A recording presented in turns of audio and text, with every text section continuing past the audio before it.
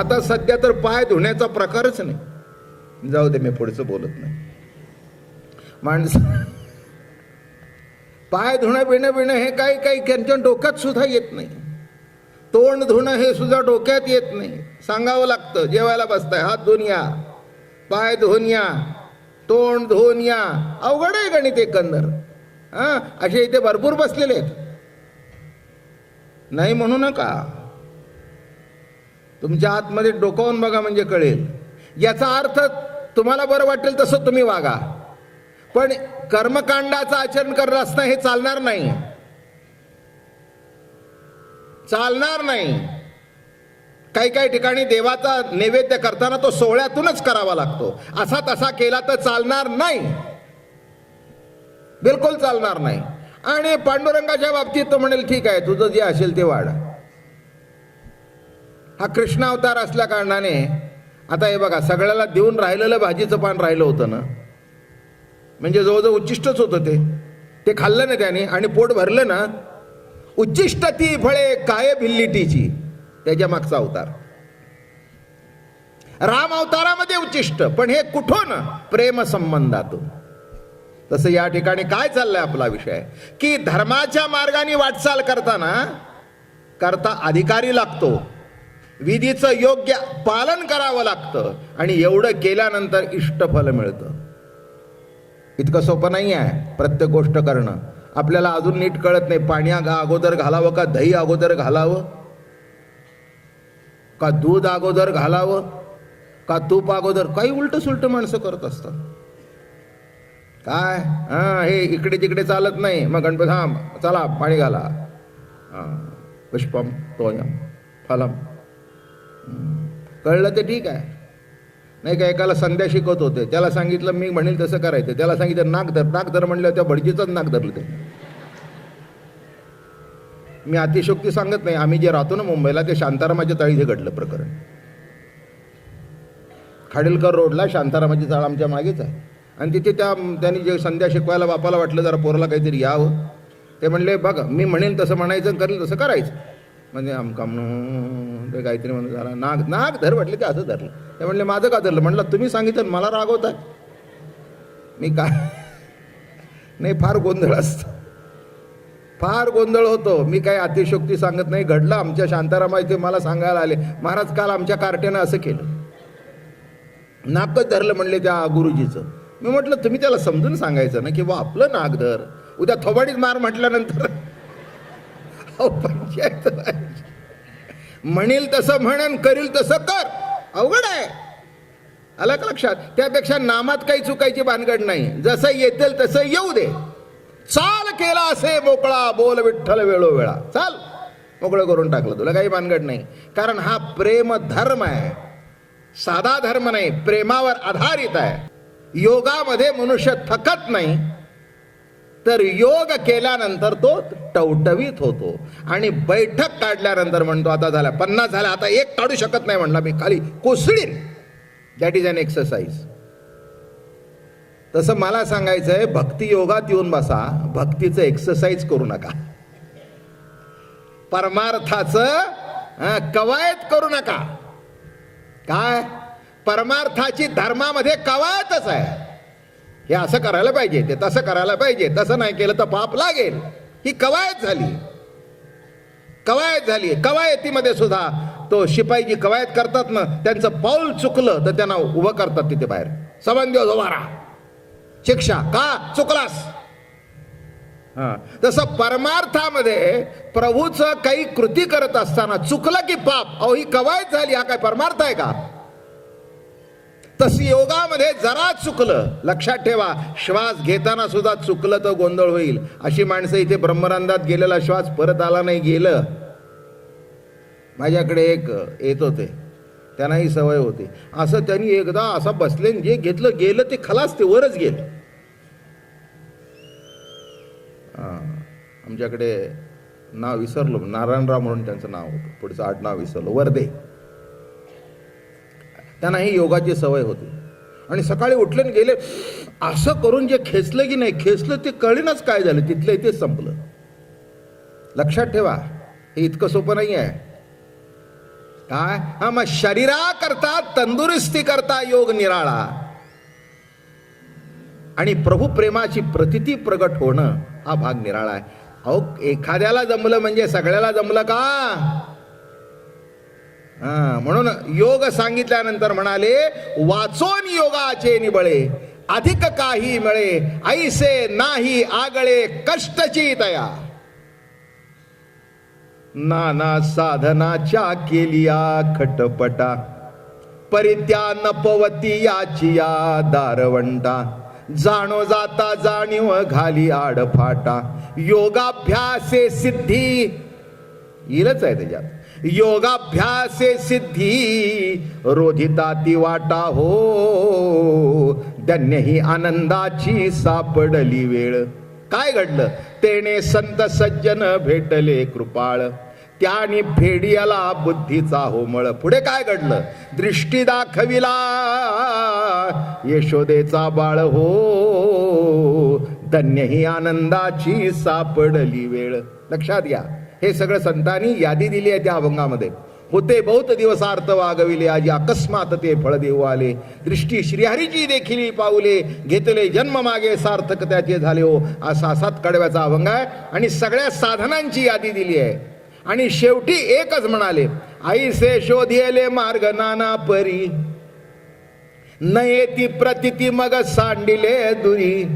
आता गाऊन गीती नाचू हा मुरारी, निळावणे करू संसारा बोहरी हो. ऐसे ही यादी दिली, असे मार्ग शोधले, पण एका मार्गावर गेला असताना कुठे प्रभूचं दर्शन झालं नाही. कारण अवघड आहे. म्हणून म्हटलं, अहो असं आहे, प्राणायाम करून इंद्रियांना योग आतमध्ये खिचून घ्यायचं असतं. योगाची प्रक्रिया काय? इंद्रियांना आतमध्ये खिचून घ्यायचं असतं, तेव्हा दृष्टा आपल्या स्वरूपामध्ये स्थित होतो. अवघड आहे हे. आपलं वाचायला सांगायला बरं आहे, पण करायला म्हटलं तर म्हणून कलियुगी सुगम साधन नलगे, योगयाग त्यागदान निर्लज्ज करिता हरि कीर्तन चारी मुक्ती चरण वंदिती. कलियुगामध्ये काय साधन करावं, काय वापरावं, याला नियम आहे. कालमानानुसार सगळे साधन बदलली की नाही? माझ्या लहानपणी मला माहिती आहे, ही क्रिकेटची टीम जेव्हा लंडनला जायची की नाही इंग्लंडमध्ये, तेव्हा बोटीने जायची. काय 15 दिवस महिन्याचा प्रवास. आता काय नाही, इथे बसली की जातात. मग ही जर टीम म्हणली की आम्ही बोटीने जातो, ते म्हणले तितक्यात अजून 2 कंट्रीज होऊन जातील टूर 15-15 दिवसाच्या. काय जी साधन आहे ज्या काळाची, त्या कालमानानुसार चालावं. तसं कलियुगी कोणतं साधन करावं? कलियुगी करावे हरीचे भजन. प्रेम भक्ती हे अधिष्ठान आहे. ज्ञानाच्या मार्गामध्ये स्वरूप स्थितीला प्राधान्य आहे, तेथे निराकार तत्वाला प्राधान्य आहे, सगुण साकाराला नाही. तसं हृदयाचं दार बंद करून जर परमात्मा असेल तर दिसेल का कोणाला? भेद रूपी अंगणात येईलच तेव्हा सगळ्यांना. अगं बाई, काय नसतं बघ पोरग, काय नसतं बघ पोरग. कुठे? भेद रूपी अंगणामध्ये. म्हणून अमृतानुभवामध्ये फार मोठा सिद्धांत केला. द्वैत दसेचे अंगण, अद्वैत ओळगे आपण, भेदू तव तव दूणा भेदासी. जितका भेद जास्ती तितका द्वैत प्रतीती जास्ती. याच्यावर हे कृष्णचरित्र आधारित आहे. जितकं द्वैत जास्ती, जितक्या गोपी जास्ती, तेवढा रास मोठा. आणि एकच परमात्मा त्या प्रत्येक गोपीच्या रूपाने अजून एक एक होऊन उभा राहिला. एकच भेदू तव तव दूण अभेदासी. भेदामधून अभेदाची प्रतितीच विशेषत्वाने प्रकट होत असते, हे विसरू नका. जेवढा भेद जास्ती तेवढी अभेद प्रतिती विशेष. पुष्कळ सांगण्यासारखं आहे, पण आता जरा एकदमच वर जात आहे, जरा आपण खाली येऊ. पण हे सांगायचं म्हटलं ना तर विषय फार अतिशय सुंदर विषय आहे. बघू केव्हा योग येईल तेव्हा सांगेल. काय इथे की द्वैतामध्ये द्वैत नाही तर अभेदाची प्रतीती आहे.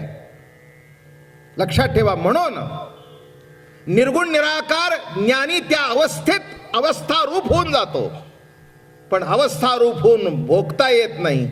भोगण्याकरता द्वैत पाहिजेच. तो जर भेदात आला तर आम्ही ऐक्यात का जावं? आता प्रश्न कळला? काय त्याला एकट्याला रमत नव्हतं म्हणून तो इकडे आला बर का. हो चला एक गंमत सांगतो घरातलं. आपल्याला एकट्याला करमत नाही म्हणून आपण पोरांच्यात बसायला होतो. पोरं उठून पुन्हा आतमध्ये जाऊन बसतात. दृष्टांत कळला तुम्हाला माहिती असेल सगळ्यांना काय. तुम्ही यायच्या अगोदर मुलं सगळी अगदी मुलं बायको टीव्ही बघत असतात. पण जर बाप जरा असा हुकमी असेल की नाही. बाबा आले बरं का. तू तिकडे गेली ती तिकडे गेली. मी आणते बरं का जेवणाचं. तर मी एवढे फाकले का नाही का. लीट लक्षात घ्या. तो आल्यानंतर कशा करता आनंद आहे. अरे तो म्हणाला तुम्ही माझ्याजवळ बसतच नाही. बसा ना सगळेजण बसा. म्हणून पूर्वीच्या काळी जेवणाचा टायमिंग असायचा. आता ते सगळंच बिघडलं बरं का. कामच बिघडलं. सकाळची पंगत संध्याकाळची पंगत. सगळी माणसं घरातला प्रमुख माणूस हेड ऑफ द फॅमिली तिथे बसायचा. आता प्रत्येक जण हे टीव्ही पुढे बसतं ते तिकडे बसतं ते तिकडे बसतं. जो तो आपापली ताटं घेऊन बसतो. त्यामुळे शेवटपर्यंत ताटपणा जात नाही. दिंडीमध्ये टाळ घेतला नाचला विसला घाम निघाला म्हणला झाली अंघोळ. नीट लक्षात घ्या प्रत्येक गोष्टीचं गणित कुठेतरी बसवावं लागतं. काय वारकरी संप्रदाय हा प्रेम अधिष्ठित संप्रदाय असल्या कारणाने तिथे चालू जातं. कर्मकांडामध्ये त्या नळ लाद्याचं पाणी घेताना पायावर एवढा घोटा उघडा राहिला तर त्याच्यातून कली शिरला. काय कोणाला माहित. म्हणजे फाटका मोजा असल्यावर तसं काही टोचतं तसं काहीतरी झालं असेल कुठेतरी. माझं बोलणं कळलं का. त्या नळाची कथा माहिती की नाही.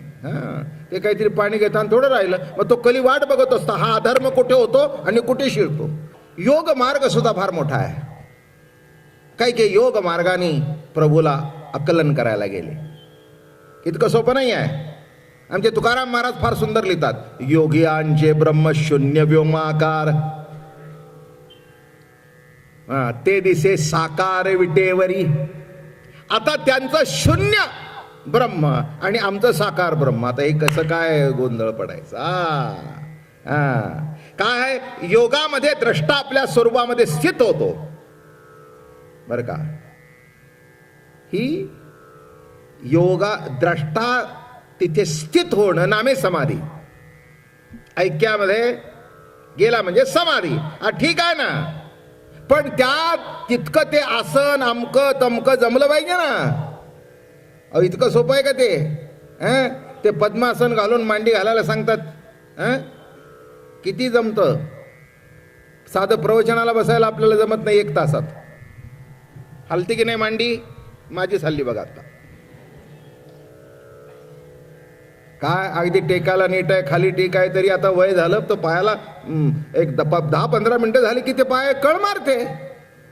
मला सांगा इतकं सोपं आहे का. साधे एका जागेवर बसणं सुद्धा सोपं नाही आहे. माझा तर कार्यक्रम लावला तर माणसं लांबला तर माणसं चुळबुळ करतात. हे खाली बसणारे माऊल्यांतर त्यांना अवघड आहे. आणि मग बघा एका जागेवर बसत नाहीत. बसता बसता अगोदर मागे टेकतात. बघा इथे सगळ्यांना बघा तुम्ही. प्रत्येक जण पुढची मागेला टिकलेलीच आहे. ते आता परिचय झाला म्हणून काही करत नाही. नवीन असेल तर असं करते पुढे सारखी. काय तुला लोड बीड केलाय होय माझा पुढे सर. आता काय गुण्या गोविंदानी 1 महिना नांदायचं असतं. काय बरं माणसं इतकी मजेशीर आहेत. कोणी इकडचं तिकडं हागलत नाही. त्यामुळे तिला माहिती ही आता जागा काही सोडणार नाही. हिच्या शेजारी बसायचं. बरं बाई टेक. उद्या मी तुझ्या मांडीवर हात टेकते. चल होऊन जाऊ दे. पण एकदा त्या प्रवचनामध्ये कुठेही व्यत्यय. नीट लक्षात ठेवा हे पहिल्या भेटीत होत नाही. हे नातं जोडल्यानंतर होतं. तसं प्रेम संबंध जोडले जातात. आता त्या शून्य ब्रह्माला कुठे टेकाल. पण तो जर मुरलीधर आला तो जर पांडुरंग रूपाने आला तर त्याला टेकून उभं राहता येतं. हेच या नात्यातलं वैशिष्ट्य.